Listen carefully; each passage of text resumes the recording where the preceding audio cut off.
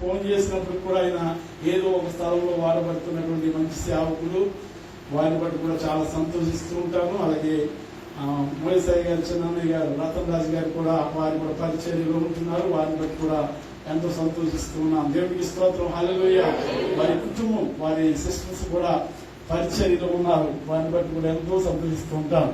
మరి ముఖ్యంగా మీ సంఘంలోనికి నన్ను ప్రేమతో ఆహ్వానించినటువంటి మీ సంఘం అందరికీ కూడా మరొకసారి వందనాలు తెలియజేస్తా ఉన్నాను. దేవుడికి స్తోత్రం, హల్లెలూయా. ఈ మధ్య కాలంలో మనం ఎక్కువగా ఉంటున్నటువంటి, లేకపోతే ఎక్కువ పాస్టర్ గారికి మెసేజ్ ఇచ్చినట్టే ఒక చిన్న పేపర్ పెడతారు. ఏమనంటే క్లుప్త ప్రసంగికులు, దండులు వారు మరలా పిలువబడతారు. ఎందుకంటే ఈ మధ్య కాలంలో ఎక్కువ వాక్యం వినడానికి అంతా కూడా షార్ట్ మెసేజ్ అండి. ఏమండి, బయట మనం ఎంతో సమయాన్ని గడిపేస్తాం, కానీ దేవుని మందిరంలో ఎంత సమయం అండి? ఎన్ని గంటలు ఉంటాం మనం అక్కడ? 2 గంటలున్నారా, లేకపోతే 3 గంటలున్నారా? నిజంగా చెప్తా ఉన్నాను, దేవుని మందిరములో గడిపినటువంటి సమయం వ్యర్థము. ఆయన సన్నిధానంలో ఒక్క దినం గడుపుట జన్మ కంటే శ్రేష్టం. దేవునికి స్తోత్రం, హల్లెలూయా. కానీ మీరు కూడా ఎక్కువ సమయం మిమ్మల్ని విసిగించను, ఎందుకంటే మళ్ళా తర్వాత మనకి దేవుని పరిశుద్ధ బల కార్యక్రమం ఉన్నది కనుక. అంతేకాకుండా నేను కూడా నిన్న రాత్రి నుండి మాకు న్యూ కవెనెంట్ ఇంటర్నేషనల్ మినిస్ట్రీ నూతన నిబంధన పత్ర సంఘం ఏలియా గారిని అందరికీ తెలుసు. వారి సంఘంలో రాత్రి సాల్మీలో ఆల్ నైట్ ప్రేయర్ జరిగింది. ఉదయం 5 గంటలకి ఆల్ నైట్ ప్రేయర్ అయిన తర్వాత మరలా శుక్రవారం ఆరాధన 5 గంటల నుండి 8 గంటల వరకు అక్కడ ఉండి సాల్మీలో మరలా సులభికత వెళ్ళి తమ్ముడల్లా వస్తానంటే మళ్ళీ అక్కడ నుండి ఇలా నేరుగా రావడం జరిగింది. కనుక నేను కూడా అలిసిపోయినాను, మిమ్మల్ని దేవుని స్తోత్రం, హల్లెలూయా. దేవుని స్తోత్రం. దేవుని పరిశుద్ధ లేఖనం నుండి చదవబడినటువంటి కీర్తన గ్రంథంలో నుండి ఒక మాట జ్ఞాపకం చేస్తా. 4వ వచనం చూద్దాం. 37వ కీర్తన 4వ వచనం. యెహోవాను బట్టి సంతోషించు, యెహోవాను బట్టి సంతోషించు, ఆయన నీ హృదయ వాంఛలను తీర్చును, ఆయన నీ హృదయ వాంఛలను తీర్చును. నీ మార్గమును యెహోవాకు అప్పగింపుము, నీ మార్గములను యెహోవాకు అప్పగింపుము. నీవు ఆయనను నమ్ముకును, నీవు ఆయనను నమ్ముకును, ఆయన నీ కార్యమును నెరవేర్చును. ఈ వాక్యమును దేవుడు విలిచి మనందరికీ వడ్డించును గాక. చిన్న ప్రార్థన. మహాగణుడును, మహోన్నతుడును, కృప కలిగిన, ప్రేమ కలిగిన, దయగల తండ్రి, మీకు వందనాలు. మరొక పర్యాయం ప్రభా, ఇదివరైనా కల్వరి కాంతి సహవాస సంఘంలో ఈ రీతిగా మేమందరం కూడి మిమ్మల్ని ఆరాధించే, మిమ్మల్ని గణపరిచే గొప్ప భాగ్యాన్ని మీరు ఇచ్చినందుకు మీకు వందనాలు చెల్లిస్తా ఉన్నాం. మా ప్రియులనైనా, సేవకులనైనా, మోయసాయి గారిని బట్టి, అమ్మగారిని బట్టి మీకు వేలాది వందనాలు చెల్లిస్తా ఉన్నాం. వారు చేస్తున్నటువంటి పరిచర్య, వారి సంఘము, సేవకులు, సంఘ పెద్దలు, ఇక్కడ కూడిన బిడ్డలందరిని బట్టి మీకు వేలాది వందనాలు చెల్లిస్తూ, వారు చేస్తున్నటువంటి ప్రయాసమును బట్టి ప్రభు పనిలో ఎవరు ప్రయాస పడతారో వారికి రెట్టింపు ఆశీర్వాదాలు ఇస్తానన్నారు తండ్రి, మీకు వందనాలు. కూడిన బిడ్డలందరూ మరొకసారి మీరు జ్ఞాపకం చేసుకోండి. మీ పక్షంగా నిలబడి మాట్లాడుచుంటుండగా వాక్యం మీద మీ బిడ్డలు ప్రభా, మీరు మాట్లాడితేనే మాకు ఆశీర్వాదం, మీరు మాట్లాడితేనే మాకు దేవుని ప్రభా. నా మాటలు, నా ఆలోచన, నా ఉద్దేశం అయితే వ్యర్థం కనుక కొన్ని నిమిషాలు మీ పక్షంగా నిలబడి మాట్లాడడానికి ప్రభు చూపించండి. మాట మధ్యం కలిగిన వాడిని ప్రభా, దీరుణ్ణి ప్రభా, నన్ను నిలబెట్టుకుని కొన్ని నిమిషాలు మాకు కావలసినటువంటి మాటలు మాత్రమే మీరు మాట్లాడండి. రాని మాట గాని, కాని మాట గాని రాకుండా మీరు ప్రభా నన్ను దాచి మీరే సహాయం చేయమని అడిగి ప్రార్థన చేస్తున్నాము తండ్రి. ఆమేన్. దేవుని స్తోత్రం, హల్లెలూయా. యెహోవాను బట్టి మనం ఏం చేయాలంటండి? సంతోషించాలి.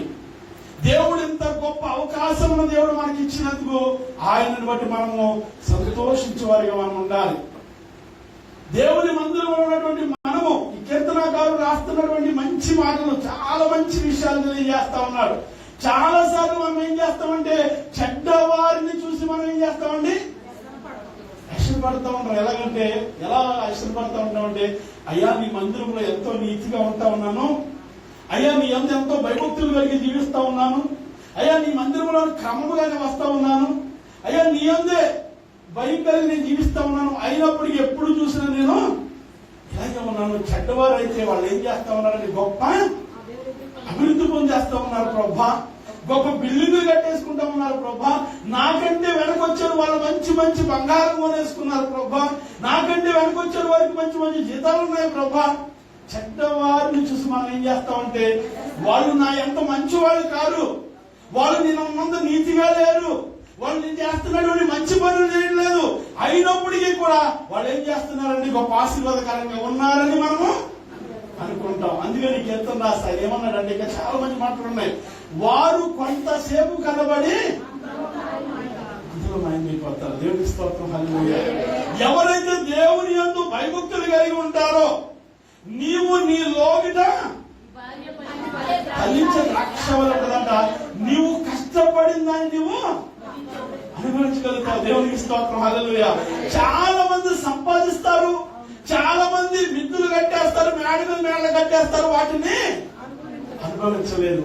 నీ కష్టార్జిత నీవు అనుభవిస్తావు. ఎప్పుడు అనంటే గనక దేవుని యందు నీవు భయభక్తులు కలిగి ఉండాలి. అందుకే ఆయన అన్నాడు కీర్తనకారుడు, యెహోవాను బట్టి మాత్రమే మీరు సంతోషించాలంట. కిందగా మంచి మాటలు ఏమున్నాయంటే, చక్కని మాటలు ఏం చేయాలి, ఆయన నీ హృదయం వాంఛలను తీర్చును, నీ మార్గము యెహోవాకు అప్పగింపుము, నీవు ఆయనను నమ్ముకునము, ఆయన నీ కార్యములు నెరవేర్చును. దేవునికి స్తోత్రం హల్లెలూయా.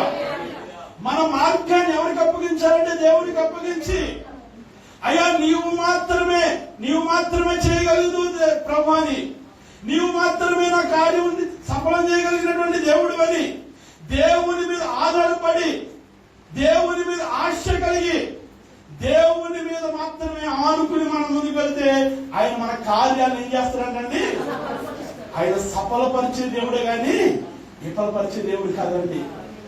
నీవు ఆశతో దేవుని మందిరంలో ఉంటే, ఆశతో దేవుని వద్దకు వస్తే, నీతిమంతులుగా ఉండి ఆశపడితే నీతిమంతుని ఆశను ఆయన సంతోషపరుస్తారంటండి. భక్తిహీనుల ఆశ భంగమైపోతుందంటండి. నీతిమంతులుగా ఉండి సహోదరు చక్కని సాక్షిని చెప్పి దేవుడికి స్తోత్రం.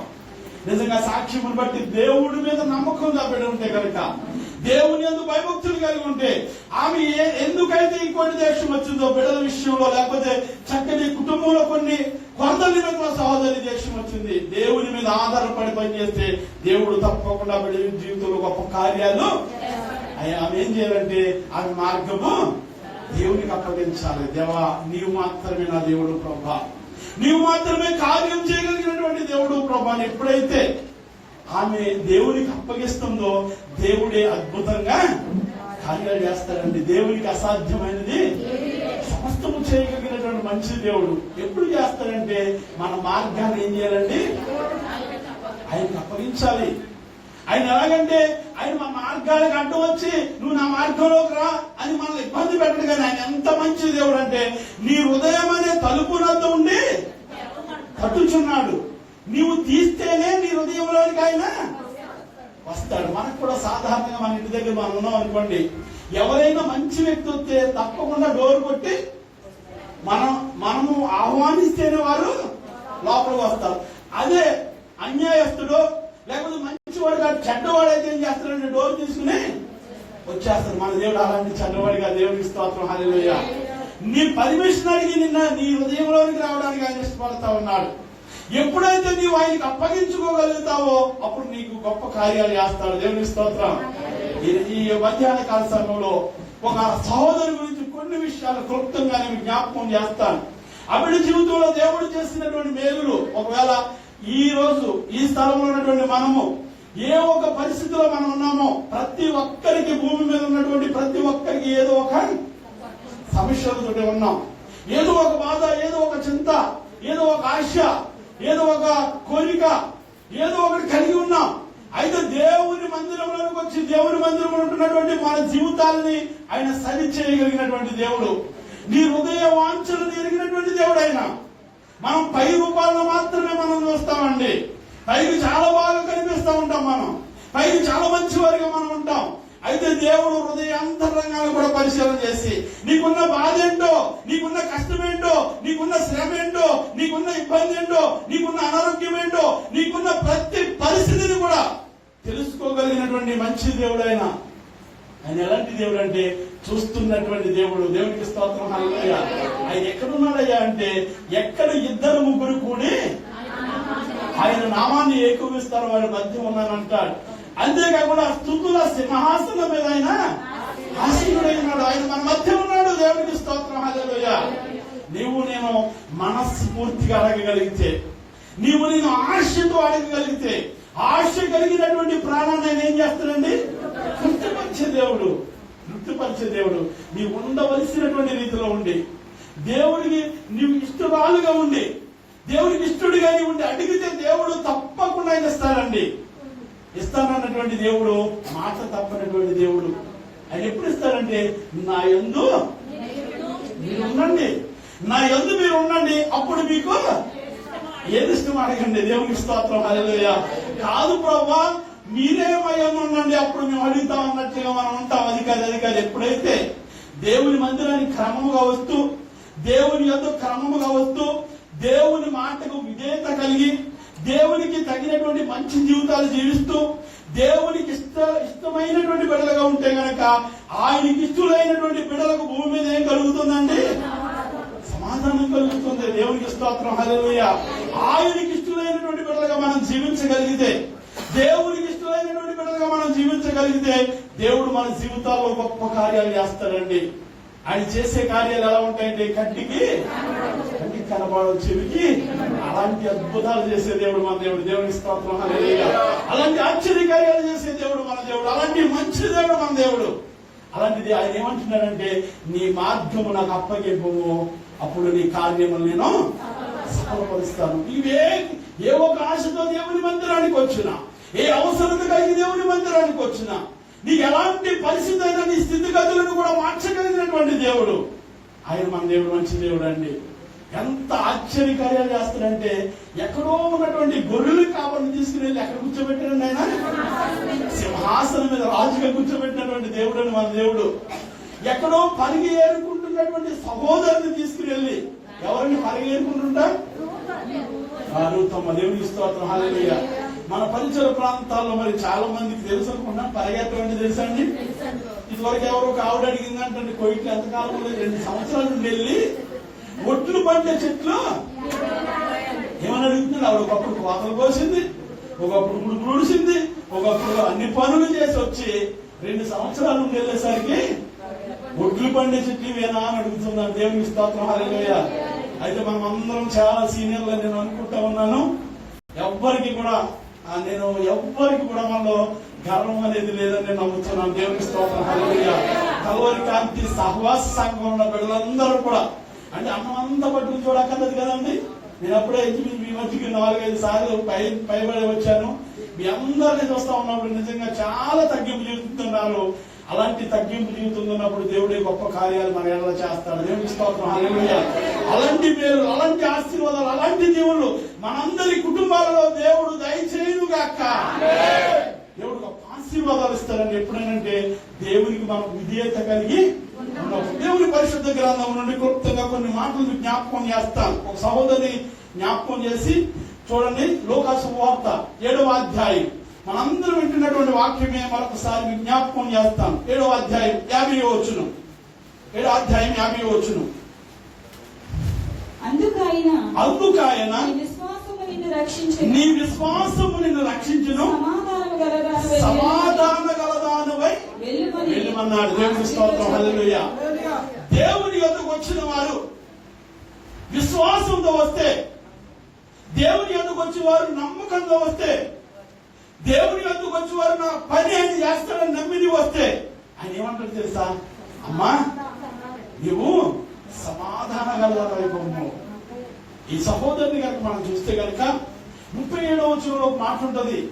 పాపాత్మురాలైనటువంటి స్త్రీ ఒక ఆమె. దేవునికి స్తోత్రం, హల్లెలూయా. ఇక్కడ ఆమెను చూసి ఆ గ్రామంలో కావచ్చు, ఆమెను చూసి అందరూ నిందలేశారు, ఆమెను చూసి అవమానంగా మాట్లాడారు, ఆమెను హేళన చేశారు, ఆమెను ఇబ్బందులు పెట్టారు.